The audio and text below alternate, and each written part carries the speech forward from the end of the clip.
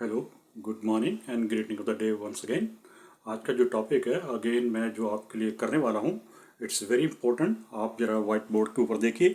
The name of the topic is myxoedema, जिसमें हम this condition ये जो डेवलप होती है, this is because of the hypothyroidism. लेकिन जब हम पर्टिकुलर एक नाम इसके साथ जोड़ देते हैं कि माइक्सोडीमा कैटेगरी के अंदर आता है, तो this is something going to be very severe. So अगर हम माइक्सोडीमा को डिवाइड करें, क्लासीफाई करें, तो हमें पता चलता है कि देर इज ए माइल्ड माइक्सोडीमा है। और जब हम माइल्ड माइक्सोडीमा कह रहे हैं तो इसका मतलब है कि there is A mild hypothyroidism condition.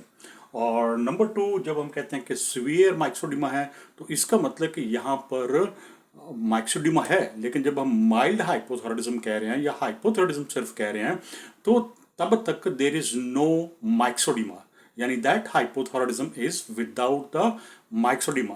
लेकिन जब हम माइक्सोडीमा कहते हैं तो इसका मतलब है कि सीवियर डिग्री ऑफ हाइपोथायराइडिज्म कहते हैं, तो उसमें माइक्सोडीमा हो चुका है। And then one of the most severe condition of the hypothyroidism है, वहां पर भी सीवियर डिग्री ऑफ माइक्सोडीमा होगा। सो लेट्स गो एंड सी। सो अगर आप बोर्ड पे आएंगे तो मैंने जब 4 मेजर वाइटल सिस्टम्स के ऊपर बात ये टॉपिक प्रिपेयर किया है।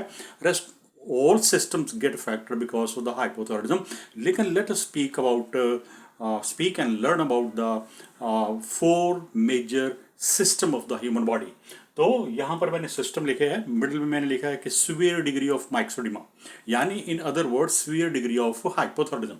तो यहाँ मैंने लिखा है कि मोस्ट सीवियर, यानी सीवियर के भी नेक्स्ट लेवल टू लेवल तक है। लेकिन एक लाइन आपको थोड़ा सा पीछे जाना पड़ेगा as my principle of teaching, कि जब तक आपको नॉर्मल नहीं पता कि ये कंडीशन क्यों डेवलप हो रही है, तब तक आप माइल्ड, मॉडरेट एंड सीवियर के बीच में क्लासिफिकेशन नहीं कर पाएंगे। So I will take you back to the normal physiological function of the thyroid gland है, वो है। तो जो नॉर्मल जो थायराइड ग्लैंड हमारा है, वो एक हार्मोन प्रोड्यूस करता है जिसका नाम है थायरॉक्सिन।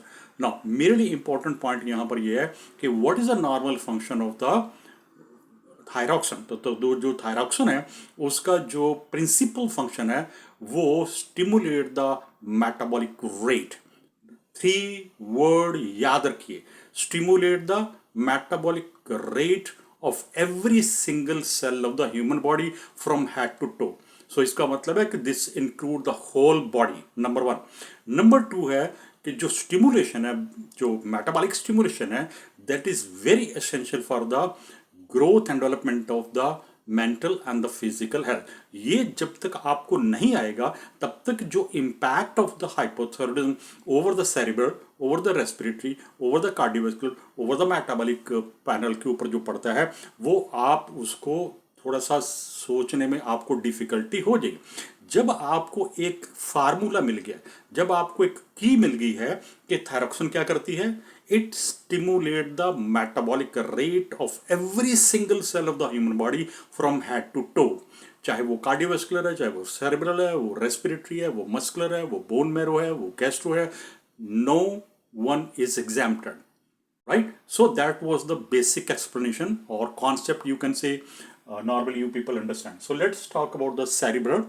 यहाँ पर severe hypothyroidism है, इसका मतलब यहाँ पर माइक्सोडीमा प्रेजेंट है, और इस कंडीशन को कई बार हम क्राइसिस वाली कंडीशन भी बोल देते हैं। सो इट्स ए माइक्सोडीमा, लेकिन सीवियर डिग्री है, एंड द पेशेंट, अगर हम इंटरवीन नहीं करेंगे, पेशेंट केयर नहीं करेगा, the crisis like situation can occur. So system wise देखिए, और यहां पर मैंने लिखा है कि मोस्ट सीवियर है, यानी the next level.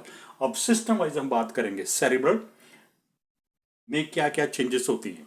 Number 1, cerebral में देखिए, वो कह रहा है कि there is a mental changes, यानी there is a mental changes, यानी जो मेंटल यानी सेरिब्रल नॉर्मल फंक्शंस हैं, उनके अंदर चेंजेस आ जाएंगी। फॉर एग्जाम्पल क्या है, जैसे कंफ्यूजन है, लेथार्जी है, स्टूपर है, अनरिस्पॉन्सिवनेस टू है, एंड देन स्लो रिफ्लेक्सेस है, and the seizure can occur. ये देखिए, सीजर, रिफ्लेक्सेस है and seizure can occur in severe, और अगर सीजर तक बात जा रही है, अनरिस्पॉन्सिव है, तो दिस इज समथिंग क्राइसिस ना। मोस्ट फेयर में देखिए कि कि सेरिब्रल में क्या चेंजेस होती हैं। Altered mental functions, confusion of sphere degree, forgetfulness, unconscious and coma तक पेशेंट चला जाएगा। This is all about the cerebral neuron. Let's next जो सिस्टम है वो है थर्मो रेगुलेशन, यानी हमारा जो बॉडी का एक नॉर्मल टेम्परेचर मेंटेन रहता है 98.2 या 37.2, वो जो नॉर्मली रहता है उसमें वो हाइपोथर्मिया हो जाएगा। हाइपोथर्मिया क्यों हो जाएगा? क्योंकि जो थर्मो रेगुलेशन है उसको भी स्टिमुलेशन चाहिए फ्रॉम द थायरॉक्सिन, और अब वो सीवियर डिग्री डेफिशिएंसी है उसकी, और as a result of that जो टेम्परेचर ऑफ द बॉडी है वो रेगुलेट नहीं हो पाता। और यहाँ पर उसने ब्रैकेट में मैंने लिखा है कि इट कैन ड्रॉप टू 32.2। और मेटाबॉलिक इम्बैलेंस के अंदर जो होगा वो ये होगा कि जो इलेक्ट्रोलाइट है वो उनका इम्बैलेंस हो जाएगा, फ्लूइड का इम्बैलेंस एक्सेट्रा हो जाएगा। सो इस तरफ आइए, जब हम कह रहे हैं कि most degree of myxoedema, this condition can be a fatal, this is a severe life threatening condition है, जहां पर पेशेंट की डेथ इमीडिएट हो सकती है अगर इमीडिएटली इंटरवीन नहीं किया गया। सो यहाँ पर impaired thermoregulation यानी severe degree of drop in the temperature known as a hypothermia, यानी लेस देन 32.2 से भी नीचे चला जाएगा, right. Patient completely cold and collapse होने की कंडीशन में होगा। और नंबर 3 जो सिस्टम मैंने लिखा है वो है cardiovascular, which is a very vital system. इसके जो मायोकार्डियल सेल है, जो कार्डिक आउटपुट है, जो contraction of the cardium muscular layer की जो कंट्रैक्शन है, that also depend upon the stimulation. अब स्टिमुलेशन कहाँ से हो रहा है? थायरॉक्सिन से। इसका मतलब through the blood the thyroxine reach to the cells and it stimulate, it provide stimulation. As a result of the stimulation वो मसल जो है मायोकार्डियल वो कंट्रैक्ट करते हैं एंड कार्डिक आउटपुट नॉर्मली होना चाहिए। लेकिन क्योंकि यहाँ पर थायरॉक्सिन कम है, so as a result of that क्या होता है कि cardiac output as a result of slow and poor myocardial contraction की वजह से स्लो कार्डिक आउटपुट हो जाएगा, जो ऑक्सीनेटेड ब्लड है वो बाहर नहीं जा पाएगा।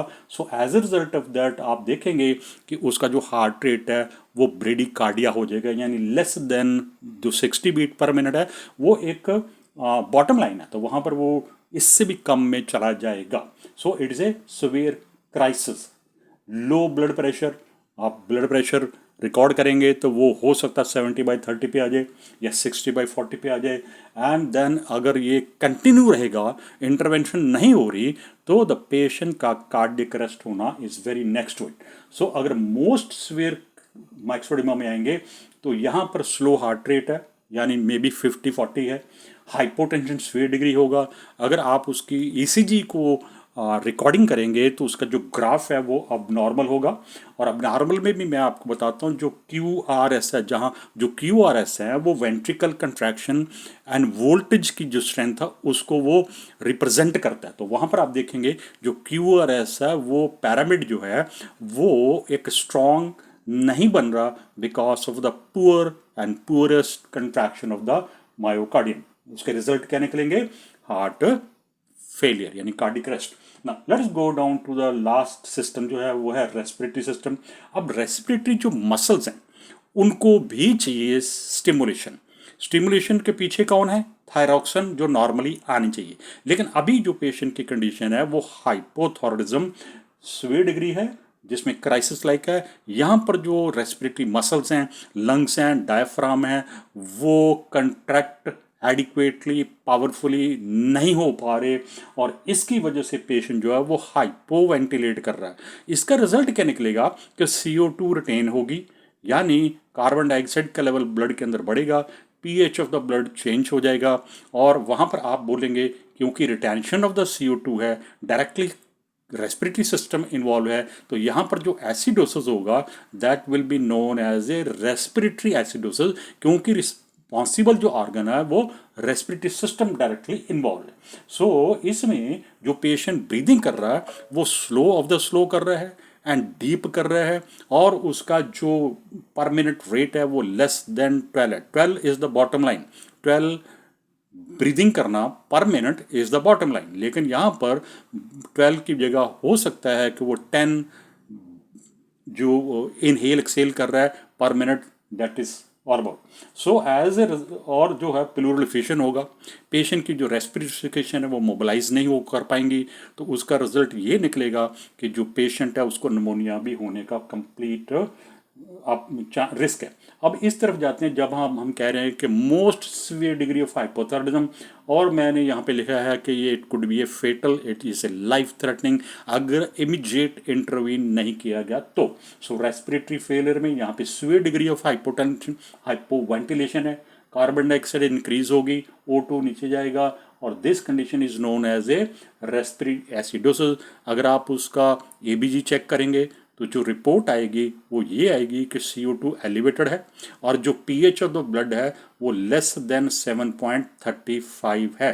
7.35 से लेस होने का मतलब है एसिडोसिस लो है, और due to respiratory muscle weakness, क्योंकि डिक्रीज स्टिमुलेशन, और स्टिमुलेशन के पीछे रिस्पॉन्सिबल एक ही एजेंट है, हार्मोन है, उसका नाम है thyroxine. So this is end of the topic. You must be knowing it. What is the difference between severe microdema and most severe microdema? और what are those vital systems जो हैं जो अगर intervene immediately नहीं किया गया तो it could be a fatal. So that is the end of the topic. Have a good day. I hope so कि ये एक brief topic जो है ये आपको लिए हेल्पफुल होगा। One more very important information मैं आप इसमें ऐड करने वाला हूँ एट द एंड।